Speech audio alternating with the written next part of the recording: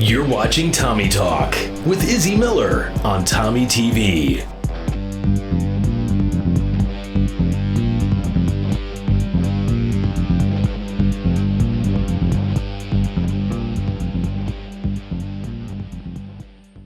Hello, Tornado Nation. I'm Izzy Miller, and today I'm talking with Dr. Dougherty about online learning in our community. Thank you for being with us today. Thank you, Izzy. Thank you for having me on the show today. Of course. So it just takes a community. We've got teachers and we've got nurses, we've got parents, we've got students, we've got bus companies, our food service provider, and basically everybody, our technology director, coming together and just for the cause of online learning. Our students have their lessons. We've just passed Labor Day and we're off to a pretty smooth start. Yeah, of course. It takes a lot of people in the community to really bring this together. And you told me that you'd like a few announcements. You'd like to make a few announcements. We do. First of all, we've received a new grant where all children in our community up until age 18 can receive meals. So there's an online form on our website and you just order them. Right now we have 2 pickups, either at the high school or the junior high, and you can order by week. So it's for any student in the community. It doesn't have to be a Taylorville student, but any child in the community. Hopefully that helps put some resources out. And it is a federal grant, and it is from September all the way through the end of this year, the end of December. That's amazing that we have something like that for our community to give back to our kids. Yeah, very important. So we need to acknowledge, it's not just happening in our community. This COVID has not just hit Taylorville, it's all around in our nation. It certainly has. And, we are in times that are unprecedented. We do have a national pandemic, and we had emergency online learning in the spring when the governor closed our schools. And now that we're in phase 4, we are forced to social distance, wear masks, and then have smaller groups. So we have chosen as a community, all those entities together, the safest thing is remote learning. And so that's really important here. But as I look nationally, I know the nation's doctor put the pause today on the vaccine trials. So they're still working at a national level on vaccines. And they're also trying to figure out a way to get rapid testing so that we can get better results quicker. And I know our University of Illinois is looking at that process. They have a spit test that they're doing, and they're also calculating results on their campus. So you'll see some of those things come down the pike for us later, but right now we don't have those opportunities. So the larger the community, and Taylorville's a pretty large school community, we have approximately 2,500 students. So generally about a couple hundred per grade level, and it's just really difficult to maintain safety. That's why we're in the remote setting. But you'll see some smaller communities around us that are able to social distance and they're able to spread things out. Some of the schools don't even have that many kids in their entire school program as we have in one grade level. And so what we do in Taylorville is sometimes a little bit different than smaller communities around us. But if you look to some of our larger neighbors, you'll see the same course of action. We're in communication with leaders from different communities as we review our plans.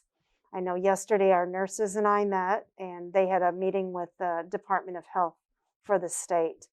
And so they received updated information. And really, it's just designed to keep kids safe. And then we're also educating at that same time and partnering with families. There are 3 gains that I see that we've made, and that's partnership with families. We've struggled in the past with that, and now we have daily communication. And the next gain would be teams of teachers. So it's exciting to see everybody on the same page so kids get equal access to information. And then the third gain, of course, which will stay with us for a long time, is technology. We've just grown leaps and bounds in technology. And, we have to remember we do get through the pandemic, but those gains stay with us. And I'm quite excited to see what our student body does with those gains.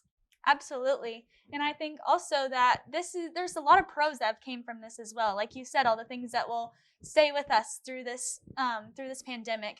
And I know that it is not a fast process, that we just have to be patient and we have to wait till the state and, the government gives us the go ahead to do the things that we enjoy doing at school. Yeah. This morning, the nation's doctor said something important.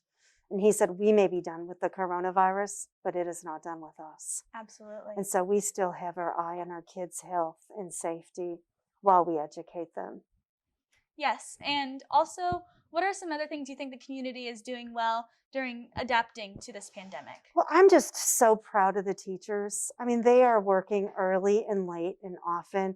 They're doing home visits, they're online, they're in school.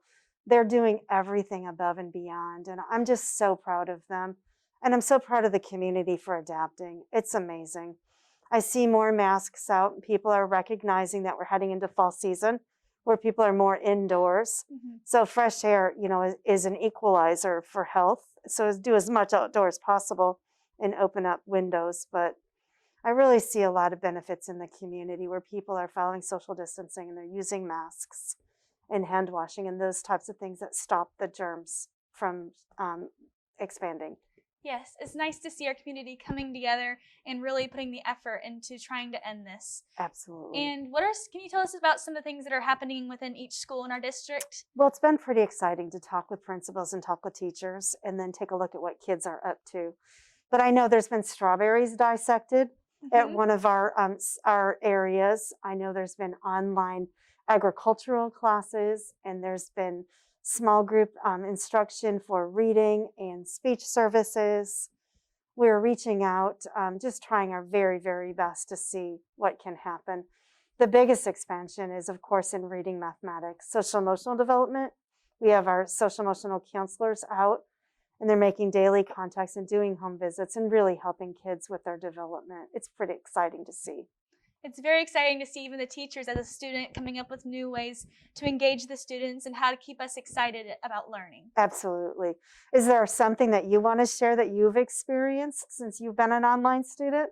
I've experienced that, it's teaching a lot about responsibility, time management, and I feel like that's a big thing that everybody needs to have in their future, and a great skill that we can all learn during this time. So there definitely are some pros to this pandemic, and I think we all just need to look on the bright side sometimes. Absolutely. That's really good advice. Thank you for sharing that, Izzy, with our population. Thank you so much for joining us today, and thank you for listening. I'm Izzy Miller with Tommy TV.